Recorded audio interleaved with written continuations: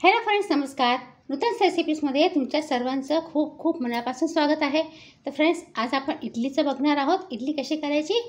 तर त्यासाठी मी काय केलं आहे, हा जो बोल आहे ना, हा मी बाउल भरून 3 वाट्या तांदूळ घेतलेले आहे. 1 वाटी मी उडदाची डाळ घेतलेली आहे. ही बघा, ही अख्खी उडदाची डाळ आहे.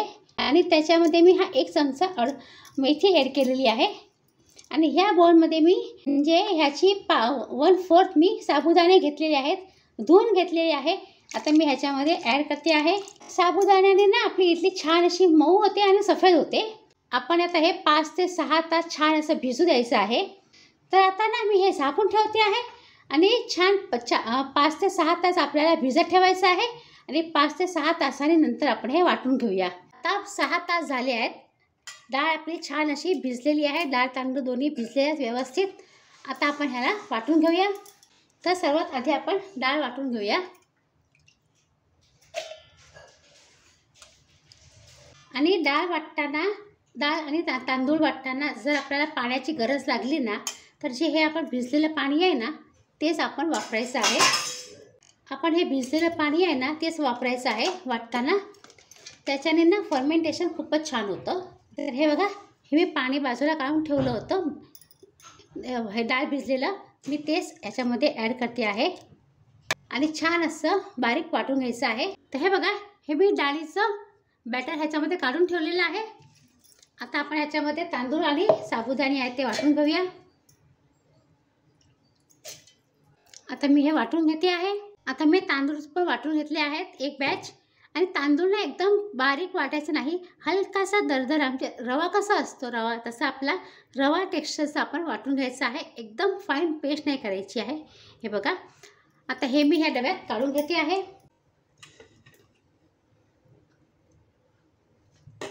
तांदळाची पेस्ट पण ह्याच्यामध्ये काढून घेतली आहे. आता हे मी बाकीचं पण वाटून घेते आहे. हे बघा, मी हे सगळं बॅटर ह्या डब्यामध्ये ओतलेलं आहे. तुम्ही डब्याच्या ऐवजी मोठा टोप असते तर मोठा टोप पण घेऊ शकता. आता आपण हाताने छान असं 5 ते 7 मिनिटं फेटून घ्यायचं आहे.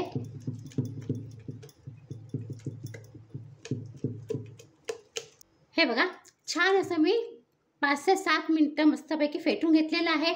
आता ना जर गरमी असेल ना, तर हे आपलं बॅटर 8 तासामध्ये किंवा 8 ते 10 तासात छान असं फुगून वर येतं, म्हणजे छान फर्मेंट होतं.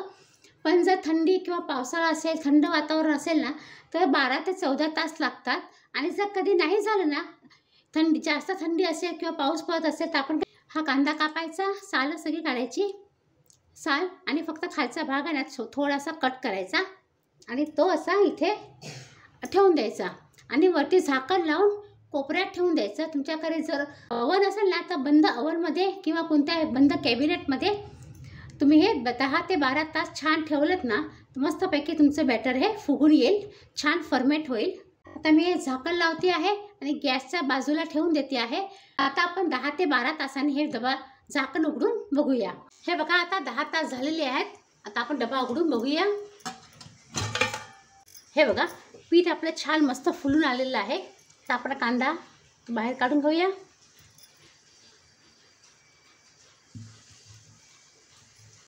मस्त आपलं पीठ आलेलं आहे. हे बघा, छान. आता आपण व्यवस्थित ढवळून ठेवूया. आता ह्याच्यामध्ये आपण स्वादाप्रमाणे मीठ ॲड करायचं आहे आणि व्यवस्थित आपल्याला ढवळून घ्यायचं आहे पीठ. आणि जर तुम्हाला हे पीठ स्टोर करायचं असेल ना, तर मीठ ॲड करू नका. तुम्हाला जेवढं बाजूला काढायचं आहे तेवढं पीठ तुम्ही डब्यामध्ये काढा आणि बाकीच्या पिठामध्ये मीठ ॲड करून इडली, डोसा तुम्ही बनवू शकता, उत्तप्पम वगैरे. आणि इथे आपण इडली करायसाठी प्लेस घेतली आहे आणि बाजूला मी स्टीमरमध्ये पाणी पण गरम करत ठेवलेलं आहे. तेलाने ग्रीस करूया. आता हे सगळे प्लेट्स मी तेलाने ग्रीस केलेले आहे. आता आपण ह्याच्यामध्ये इडलीचं बॅटर ॲड करूया.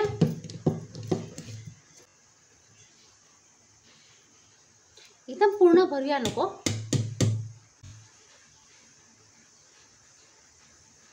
आता हे इडली आहे ना, आपण स्टीमरमध्ये ठेवूया.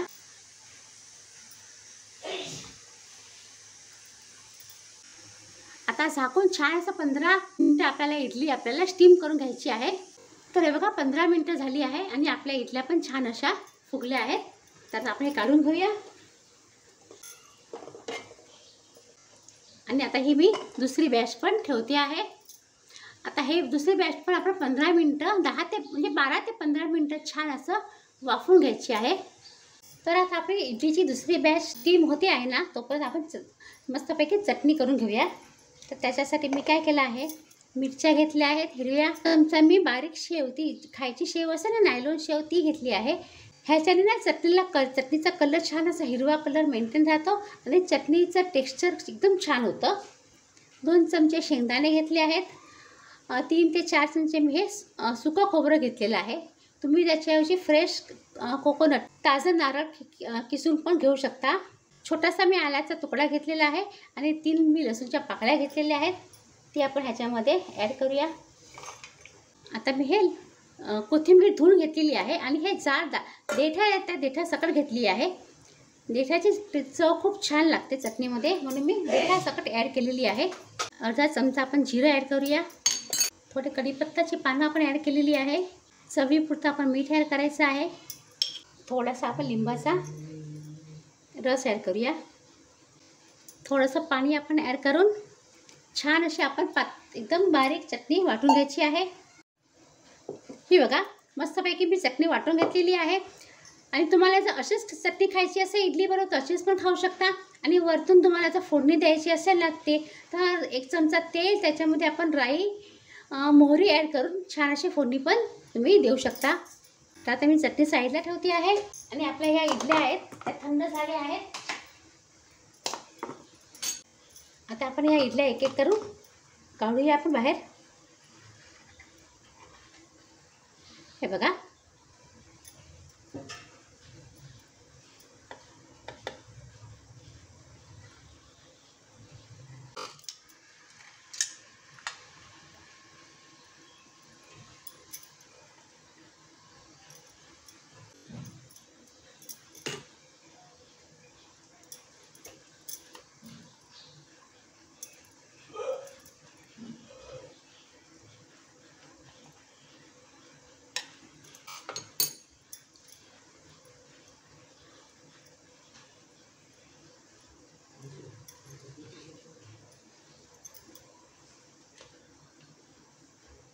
हे बघा मस्त आपल्या इडल्या तयार झालेल्या आहेत.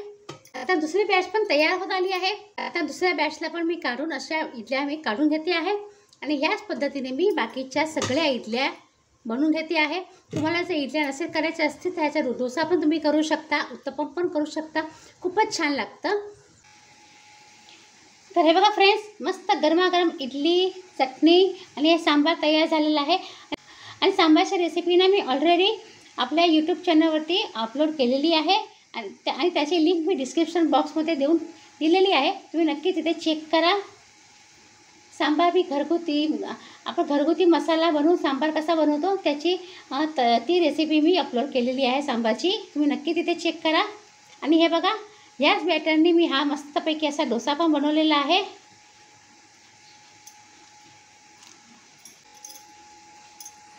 तर फ्रेंड्स, तुम्हाला ही रेसिपी कशी वाटली नक्की कमेंट करा.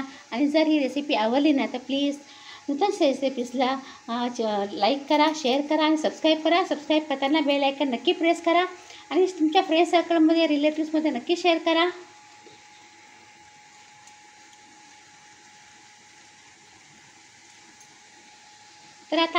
तर फ्रेंड्स, आता आपण पुन्हा भेटूया अशा सुंदर सुंदर छान छान रेसिपीसह. तोपर्यंत बाय बाय. आणि हा व्हिडिओ पूर्ण पाहिल्याबद्दल तुमचा खूप खूप धन्यवाद.